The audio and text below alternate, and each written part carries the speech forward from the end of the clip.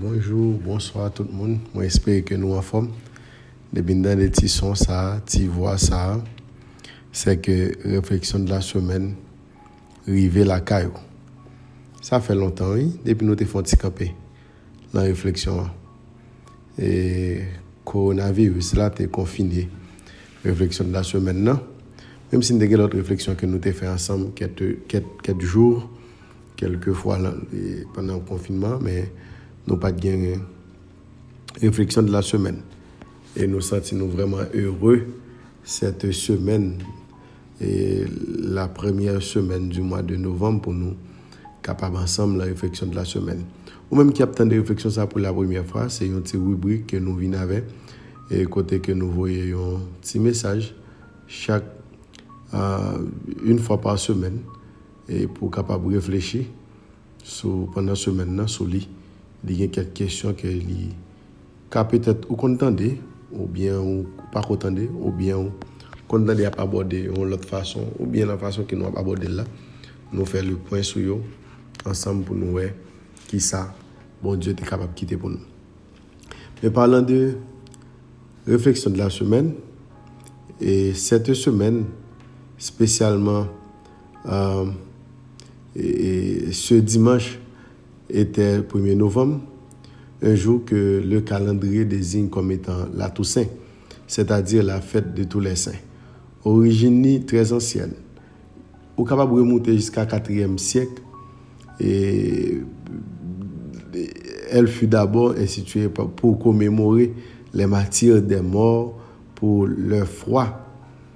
Mais par la suite, ces commémorations étendues à tous les saints, c'est-à-dire à tous ceux et celles que l'Église catholique romaine a officiellement déclarés comme saints et saintes, suite au processus de sa canonisation, en raison de leur vie exemplaire. Bon, de toute façon, toujours dans le calendrier, juste après la Toussaint, c'est-à-dire le 2 novembre, nous trouvons le jour des défunts que nous désignons habituellement comme étant la fête des morts.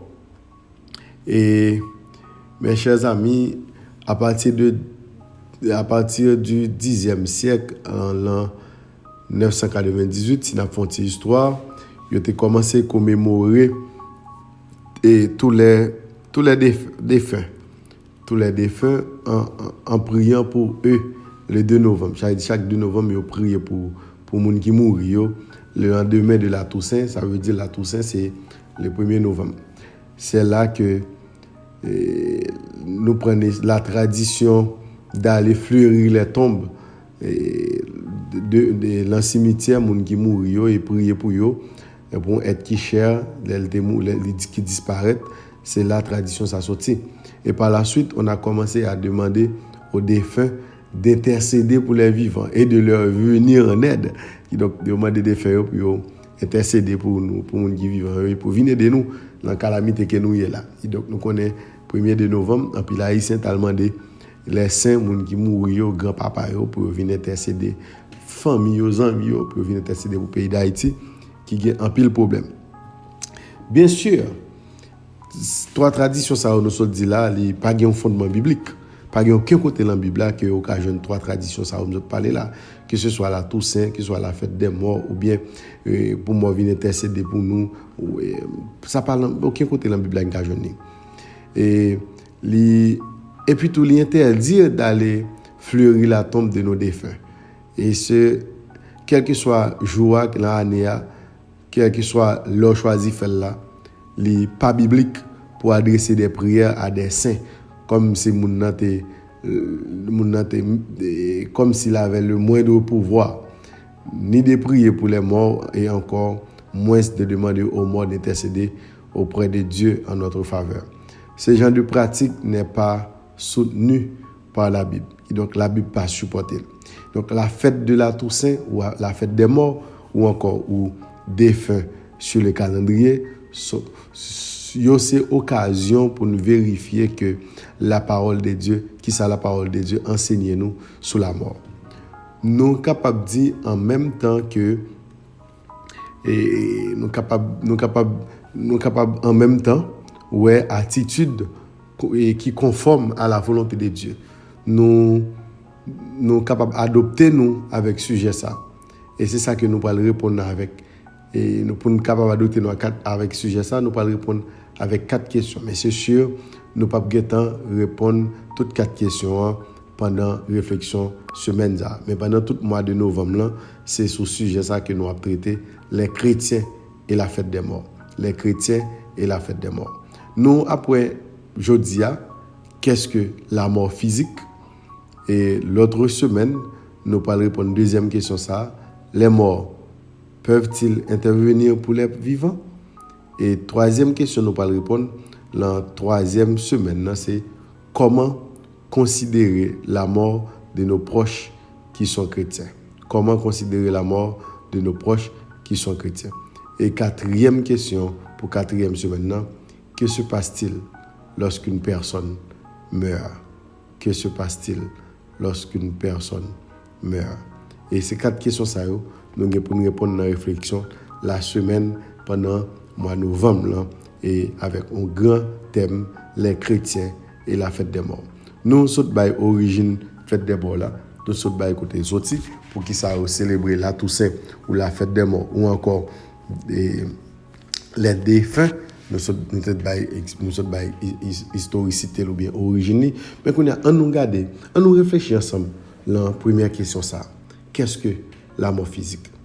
La première chose qu'il faut rappeler, c'est que la mort physique est la conséquence du péché selon Romains 5, verset 12. C'est pourquoi, comme par un seul homme, le péché est entré dans le monde et par le péché, la mort, et qu'ainsi la mort s'est étendue sur tous les hommes parce que tous ont péché. Cela signifie que la mort physique telle que l'homme expérimentel, n'est pas fait partie du plan de Dieu, le plan initial de Dieu. Il n'est pas fait partie.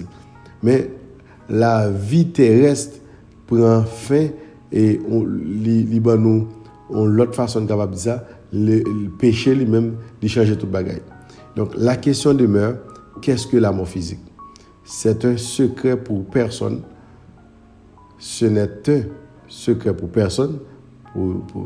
Et la mort physique intervient lorsque notre vie terrestre arrive à son terme. Depuis que nous n'avons pas d'existence terrestre encore, nous relèvons ça la mort physique. Cependant, la Bible lui-même lui parlait d'une vie après la mort, une vie après la mort. Et au-delà, ou même si la vie physique est terminée, l'existence, elle continue.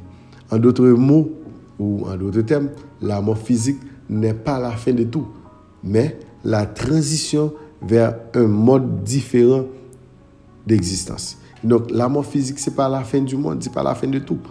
C'est pas la fin de tout. C'est une transition que liée. C'est parce qu'il y a un auteur qui dit que la mort, c'est l'intermédiaire ou encore ces frontières qui existaient entre la vie et l'éternité.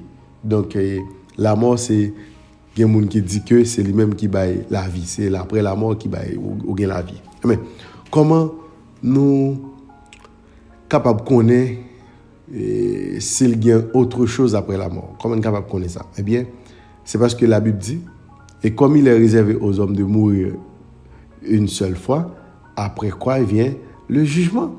D'après Hébreux chapitre 9, verset 27, il dit il est réservé aux hommes de mourir une seule fois, ou bien à l'homme de mourir une seule fois, après quoi vient le jugement. Si la mort était la fin de tout, pourquoi y aurait-il un jugement? Si l'extinction était totale à la mort, pourquoi la Bible parlerait-elle d'un jugement? Parce que événement ça, il indique une activité au-delà de la mort. Donc, mes chers amis, il est important aussi de savoir que pour nous-mêmes chrétiens, la mort, malgré l'aspect effrayant, malgré les très dramatique, malgré les pas en punition de Dieu, la mort n'est pas une punition de Dieu.